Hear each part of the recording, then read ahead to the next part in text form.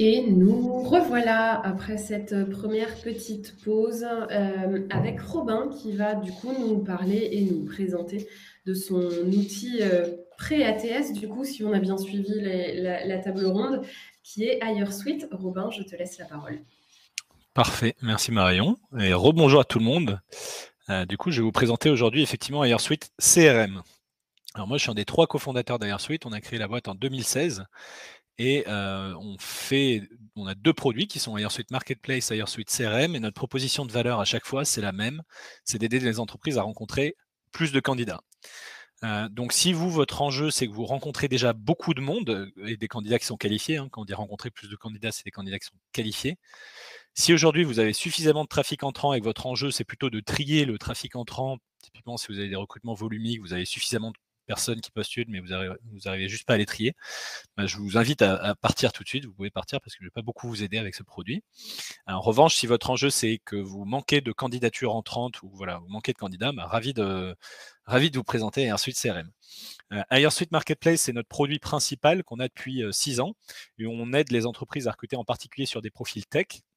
Et donc concrètement, HireSuite Marketplace, on a une équipe de recrutement en interne qui est de 10 personnes, qui fait de la prospection toutes les semaines et qui rajoute à peu près entre 120 et 150 personnes en recherche active par semaine sur une marketplace. HireSuite CRM, c'est un produit qu'on a créé notamment pour équiper cette équipe interne qui fait de la prospection et qui est une évolution d'un autre produit qu'on avait avant, où on a envoyé plusieurs centaines de milliers d'emails pour faire de la prospection. Donc voilà, on a une grosse expertise depuis 6 ans sur la prospection. Donc ça, c'est notre équipe HireSuite au total, avec une grande partie qui travaille sur la marketplace et qui fait de la prospection, la recherche de candidats. Et aujourd'hui, du coup, je vais vous présenter l'autre produit qui est HireSuite CRM. Donc, je vais commencer par vous présenter un petit peu dans l'idée à quoi fonctionne, à quoi ressemble HireSuite CRM et la différence avec un ATS, parce que beaucoup de gens sont là aussi pour parler de l'ATS. Donc, je vais parler du produit. Je vais évidemment montrer le produit qui est juste ici. Donc, restez et puis ensuite, je vous montrerai comment ça fonctionne. Et puis restez jusqu'à la fin parce qu'on a une petite surprise pour ceux qui restent jusqu'à la fin, mais j'en dirai pas plus. Voilà. Donc HireSuite CRM, notre proposition de valeur, c'est d'augmenter le taux de réponse et de réduire le temps de sourcing dans la prospection. Vraiment ça notre proposition de valeur principale. On ne remplace pas l'ATS, on ne remplace pas la gestion des candidatures, on l'améliore. Donc on intervient vraiment avant que la personne candidate. Donc concrètement, comment est-ce qu'on aide à réduire le temps de sourcing, à augmenter le temps de réponse, à réduire le temps de sourcing et à augmenter le taux de réponse? Bah, concrètement, si on veut faire, si on a 200 entretiens à effectuer et qu'on n'a pas de CRM, avec un taux de réponse positif quand on fait de la prospection sur LinkedIn ou par email, ça nécessite 4000 contacts à effectuer. En passant 10 minutes par contact, ça représente 600 heures. Donc les 10 minutes, c'est l'identification, la recherche et le contact. Ça, c'est si on veut faire 20 recrutements. Donc, on va dire c'est un objectif d'une personne qui fait de la prospection par an à peu près. Avec HireSuite CRM, ce qu'on va aider à faire, c'est augmenter le taux de réponse positive. Donc, du coup, ça nécessite de contacter moins de personnes pour faire le même nombre d'entretiens et diminuer le temps passé par contact. Et donc ça permet de gagner jusqu'à 500 heures par recruteur. C'est entre 30 et 50% du temps d'un recruteur. 500 heures, ça représente 3 mois de travail. Et donc le fait de gagner du temps, ça permet d'alléger la charge, de passer du temps sur des choses plus stratégiques, de réduire les frais de cabinet de recrutement. Donc ça a beaucoup d'effets positifs. Vous voyez que nous, on ne va pas permettre de réduire le nombre d'entretiens visés ou d'organiser les entretiens. Vraiment, nous, on intervient juste pour augmenter le nombre d'entretiens, pour booker plus facilement le nombre d'entretiens. Comment est-ce qu'on fait ça? Alors, la première proposition de valeur, c'est de réduire le temps de sourcing. Ça passe par une meilleure recherche de candidats, déjà à l'intérieur des viviers. Donc, la plupart des ATS sont faits pour avoir une photographie à un instant T des process de recrutement. Combien est-ce qu'il y a de personnes à telle étape et combien il y a de personnes qui sont prêtes à finir. Et elles sont centrées autour du job. Ce qui fait qu'une fois que le job est fini, c'est très difficile de recontacter les candidats, la donnée n'est plus forcément à jour, les moteurs de recherche dans l'ATS ne sont pas forcément à jour. Nous, depuis 6 ans, on a toujours eu un tiers de l'équipe qui est dans l'équipe Data Science et Logiciel, qui développe notamment un moteur de recherche pour permettre d'une part d'enrichir la donnée. Donc si vous avez un profil LinkedIn d'une personne, on vient récupérer la dernière version du profil LinkedIn pour permettre de chercher dessus. Et ensuite de mieux chercher dans cette donnée. Donc on vient parser les CV qui sont présents dans votre base de données, on vient enrichir l'expérience, etc. pour pas avoir besoin de labelliser l'information pour recontacter les gens. Donc, quand vous faites de la prospection, la source numéro 1 qu'il faut avoir, c'est de recontacter les anciens candidats, les gens qui sont déjà intéressés par l'entreprise, parce que ce sont ceux qui sont les plus susceptibles de répondre. Donc, concrètement, comment ça se passe? Si je prends un poste de développeur back-end, par exemple, sur lequel je recrute à l'heure actuelle, je peux aller chercher ici et des personnes poser la question. Ici, on va venir s'intégrer directement à l'ATS pour pouvoir chercher à l'intérieur de l'ATS, mais avec des filtres beaucoup plus élaborés. Donc, vous pouvez chercher avec l'activité précédente de l'ATS, mais aussi des filtres plus élaborés, comme le poste, les compétences, etc., etc. Donc ça, c'est la première source. Ça permet de gagner beaucoup de temps de sourcing. Et en plus, comme ce sont des gens qui nous connaissent déjà, ils sont plus susceptibles de répondre. Deuxième source, on peut aller directement sur les sites préférés, par exemple sur LinkedIn. Là, je vais aller sur le profil LinkedIn de Mathieu. Et sur LinkedIn, on a une extension Chrome qui permet d'importer n'importe quel profil LinkedIn et de le rajouter très facilement dans le projet sur lequel on recrute. Cette extension Chrome, du coup, permet de gagner du temps, puisqu'en un clic, on vient importer le profil d'une personne. Donc là, je suis sur LinkedIn, j'ai mon extension Chrome qui s'affiche à droite. Pour importer le profil, je dois télécharger le profil en PDF, j'ai rien d'autre à faire. Ça vient l'enregistrer, j'ai son adresse email puisqu'on est connecté sur LinkedIn, et je peux maintenant rajouter Mathieu dans mon rôle de développeur back-end. Quand je vais regarder directement ensuite dans l'ATS, dans le CRM plutôt, je vais avoir l'information qui peut être aussi envoyée automatiquement dans l'ATS si on est connecté à l'ATS. Donc toujours cette logique ici là de connexion à l'ATS. Je vais vérifier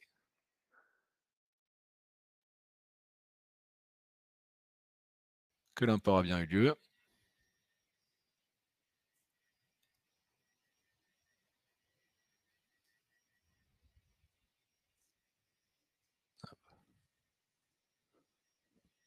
Alors, je vais le refaire ici.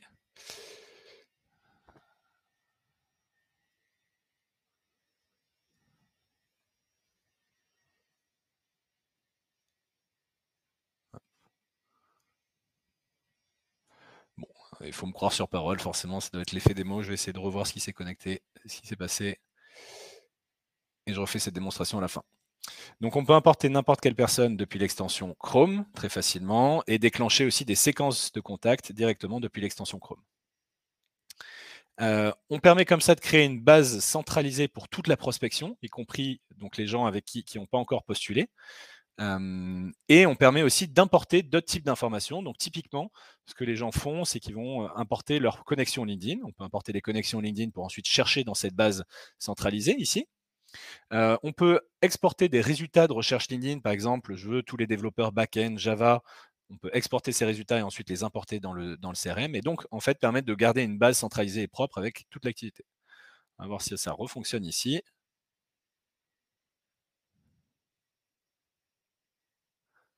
Hop.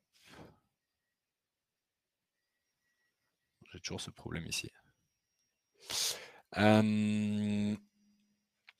La première source, donc diminuer le temps de sourcing. Deuxième étape, c'est augmenter le taux de réponse. Alors, comment est-ce qu'on permet d'augmenter le taux de réponse? Le taux de réponse augmente avec deux sources principales. On aide à faire deux choses principalement. La première, c'est de faire des relances automatiques. Donc là, les relances automatiques permettent de doubler le taux de réponse, y compris positive. L'ordre de grandeur, c'est si on a 5% de taux de réponse à un premier email, on va avoir 2,5% de taux de réponse. Là, je parle que de réponse positive au deuxième email, puis ensuite 1,25% de réponse positive au troisième email.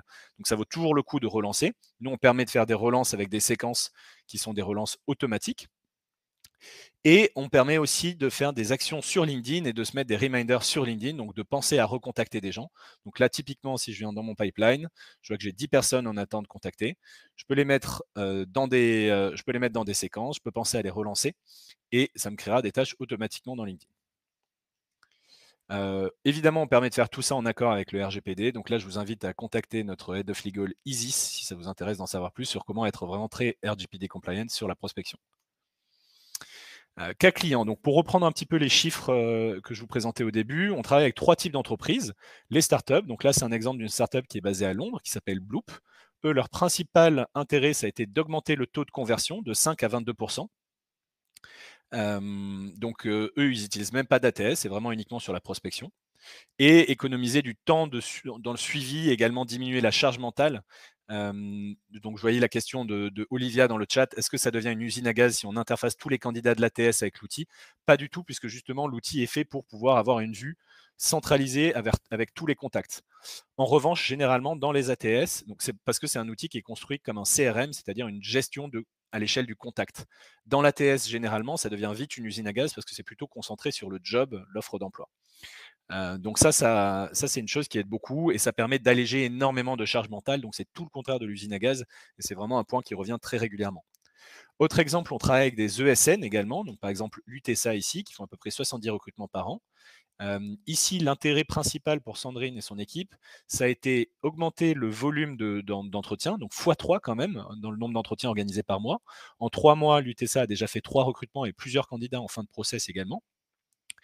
Et d'augmenter aussi le nombre de contacts. Donc là, on voit que l'UTSA a fait 1400 contacts en 3 mois avec 8,8% de taux de réponse positive, ce qui est colossal sur des profils très en demande de cybersécurité, assez difficiles à aller chercher. 20% de taux de réponse en moyenne, donc 20% de taux de réponse, la moitié quasiment sont positives. Et donc, ça permet de reprendre goût au sourcing. Donc, il y a vraiment eu cet avant-après Airsuite, passer de corvée, découragement, frustration à plaisir, motivation, satisfaction, qui vient beaucoup aussi par une organisation. Un des gros points également, c'était d'avoir une meilleure animation du vivier, qui ne faisait pas du tout avant. Donc, ils avaient énormément de candidats qui reposaient dans leur ATS, qui est Boon Manager, qui ne recherchaient pas forcément.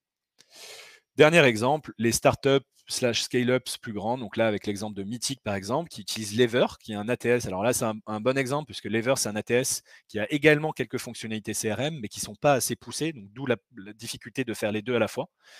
Ici, la proposition de valeur pour Maxime et son équipe, ça a été de doubler le nombre de réponses à un travail équivalent, x2 sur le taux de réponse très rapidement, en quelques semaines, et plus 25% dans le volume de contact. Également, le fait d'avoir beaucoup plus de visibilité, une meilleure analyse des chiffres, du reporting, de savoir exactement ce qui se passe sur la prospection. On parlait tout à l'heure, c'est assez important de comprendre exactement ce qui se passe pour pouvoir éviter les problèmes et résoudre les problèmes au fur et à mesure.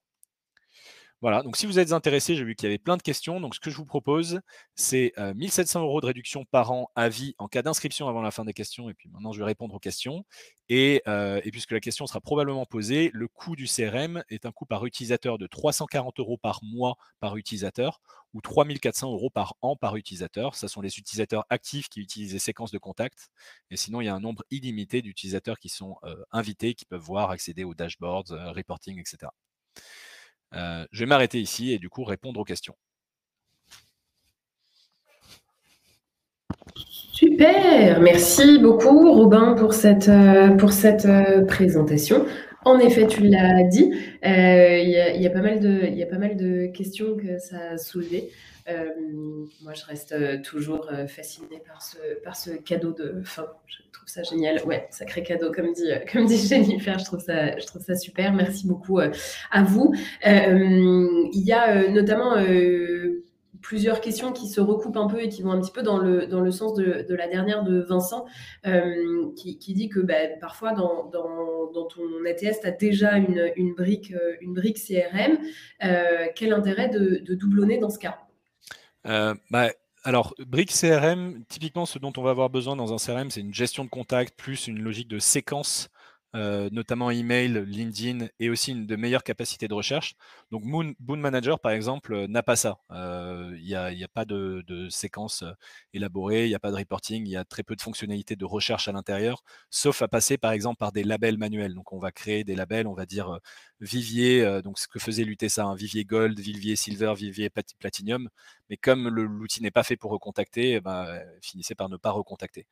Donc c'est la différence entre avoir un outil dédié et un outil qui le fait, qui souvent a quelques fonctionnalités qui permettent de le faire à côté. C'est pareil après à chaque fois. Donc là je réponds pour Boon Manager, mais la question elle est propre à chaque ATS parfois. Oui. Lever communique beaucoup également sur son CRM.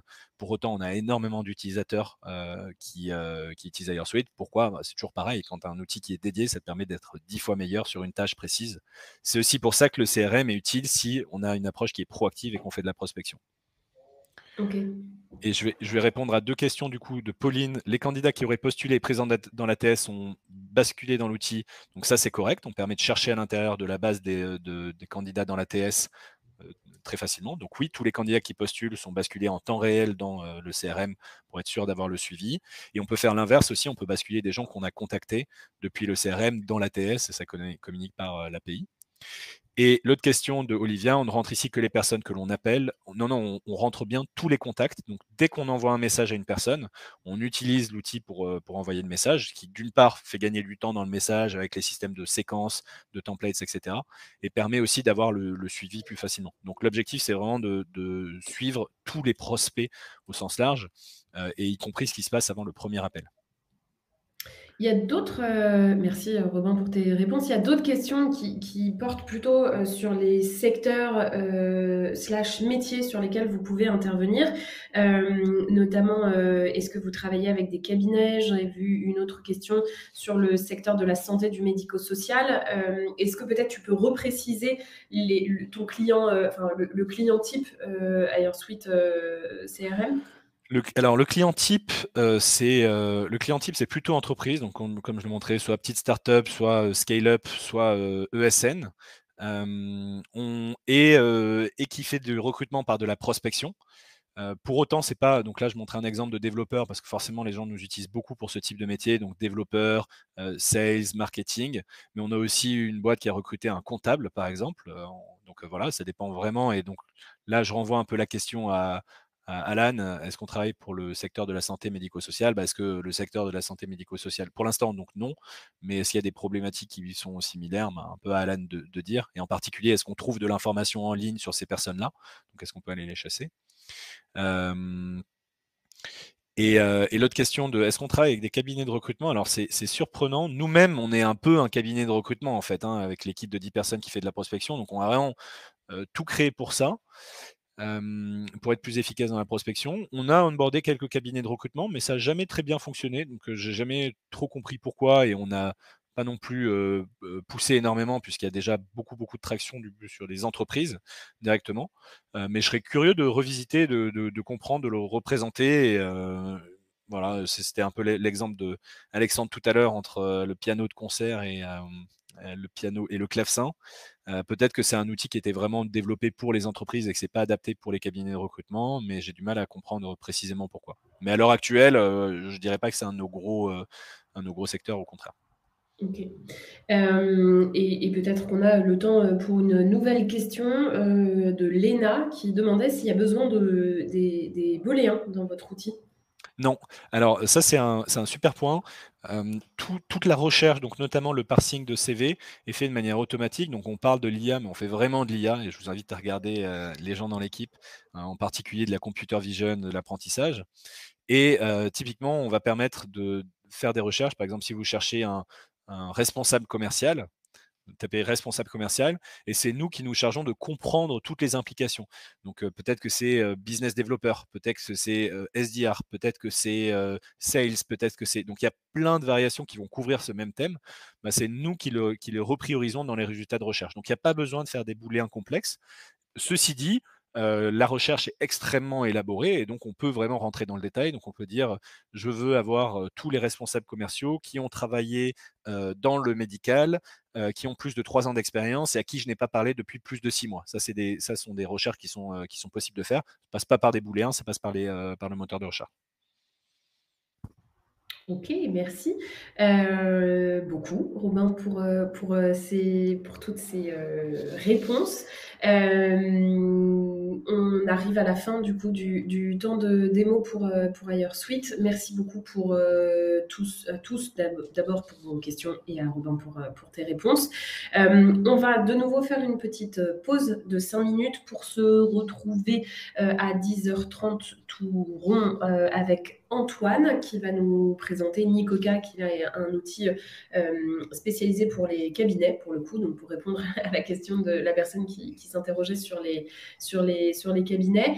Entre-temps, évidemment, voilà, merci beaucoup Jennifer. On a lancé le petit sondage pour savoir si vous vouliez rester et garder contact avec HireSuite, donc n'hésitez pas à répondre, c'est dans l'onglet Pulse, savoir voilà, si vous voulez aller plus loin, ou si vous avez eu toutes les réponses à vos questions. Et de toute façon, HireSuite est disponible aussi sur le stand, donc n'hésitez pas à leur faire un petit coucou sur leur stand directement. Je vous laisse répondre au sondage le temps que ça réponde, puisqu'on a quand même encore du monde qui répond. Et merci beaucoup, Robin, pour ta présentation. Grand plaisir. Merci Marion. Bonne journée. Merci beaucoup.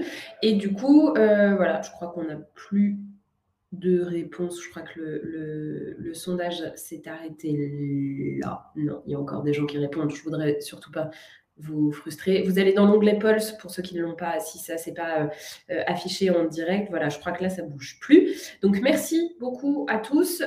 Petite pause de 5 minutes et on se retrouve à 10h30 avec Nicoca et Antoine qui va nous présenter la solution. Merci à tous.